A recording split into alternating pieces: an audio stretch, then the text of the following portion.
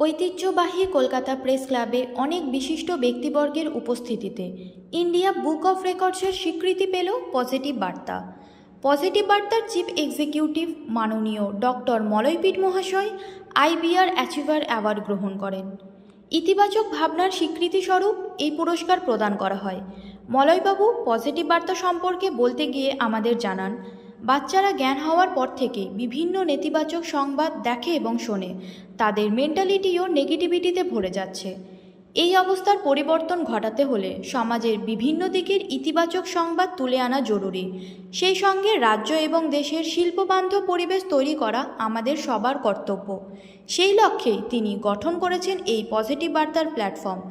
কলকাতার প্রেস ক্লাবে সাংবাদিকদের মুখোমুখি হয়ে তিনি জানান, আগামী 1 বছরের মধ্যে তিনি পজিটিভ বার্তার স্যাটেলাইট মাধ্যমে প্রবেশ করবেন। তার এই প্রগতিশীল এবং ইতিবাচক মানসিকতার জন্যে তিনি এই সম্মানে ভূষিত হন। আমাদের চ্যানেলের পক্ষ থেকে ওনাকে জানাই অজস্র ধন্যবাদ।